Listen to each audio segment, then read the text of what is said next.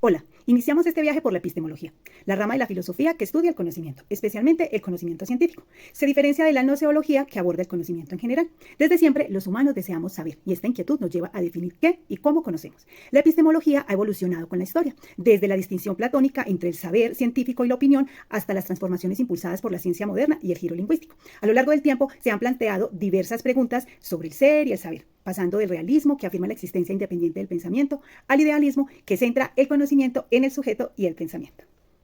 Buenas tardes, el día de hoy les voy a hablar sobre el empirismo y el racionalismo.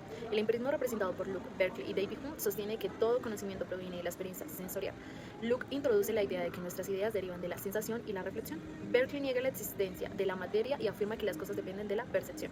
David Hume reduce la realidad a impresiones sensibles, negando ideas como la causa o el yo como realidades objetivas. En contraste al racionalismo, en figuras como Leibniz defiende la existencia de ideas innatas, independiente de la experiencia, y sostiene que el conocimiento verdadero se basa en la razón. Leibniz distingue entre verdades de hechos y verdades de razón, proponiendo que solo estas últimas son universales y necesarias. Buenos días, hoy les voy a hablar acerca del escepticismo, que proviene del griego skeptikoi y que significa el que examina. Es una corriente filosófica que niega y desconfía de la existencia de una verdad absoluta, dudando de todo, incluso de lo que parezca innegable o evidente. Se podría decir que es lo contrario al dogmatismo. Los escépticos necesitan comprobar la verdad a través de la experiencia, la autenticidad y el testimonio recibido. Se podría confundir el escepticismo con arrogancia, pero al contrario, un verdadero escéptico va de la mano con la humildad intelectual. Así como decía Sócrates, yo solo sé que nada sé. En esencia, así se define el escepticismo. A mediados del siglo XIX, el positivismo definió la ciencia como objetiva, medible y verificable, dejando por fuera saberes como la literatura o la historia. Frente a esto surge un debate: o se excluyen estas disciplinas como ciencia, o se le fuerza a usar métodos naturales negando su objetividad. Stanislao Zuleta señala que la diferencia clave entre las ciencias naturales y sociales es la distancia entre el observador y el fenómeno. En las ciencias sociales, esta distancia no existe del mismo modo, por eso requieren métodos distintos. Dittler propone una epistemología para la ciencia del espíritu, basada en la historia y en la experiencia humana, afirmando que somos seres históricos que comprendemos el mundo desde dentro.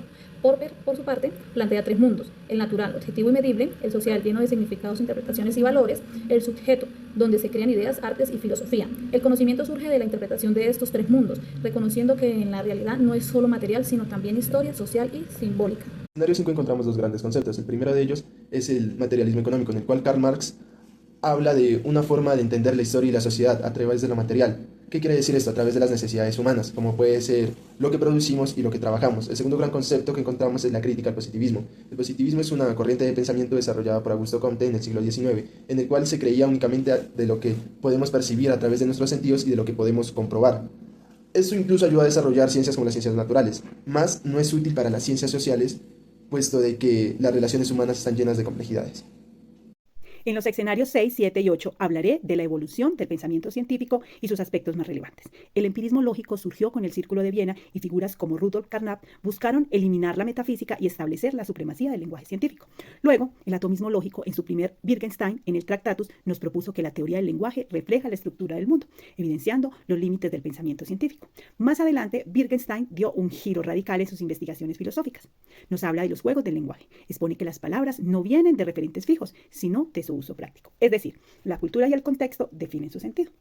Karl Popper introdujo el falsacionismo como criterio de demarcación científica, postulando que una teoría es científica solo si puede ser refutada. Este enfoque marcó un cambio significativo, abriendo una reflexión sobre la inconmensurabilidad de los discursos científicos que enriqueció la epistemología en la primera mitad del siglo XX. El giro epistemológico crea una demarcación clara de la ciencia como actividad humana y el conocimiento como una construcción social. Figuras como Ludwig Fleck destacaron el rol de los colectivos de pensamiento, mientras que Thomas Kuhn presentó los paradigmas y las revoluciones científicas, mostrando que el progreso es resultado de profundas transformaciones sociales y conceptuales. La posmodernidad emerge como un concepto clave, caracterizado por el agotamiento del discurso moderno y un cuestionamiento de la realidad, surgiendo la existencia de múltiples verdades. En este nuevo paradigma, el conocimiento se fundamenta en la información, se democratiza y se mide por su utilidad.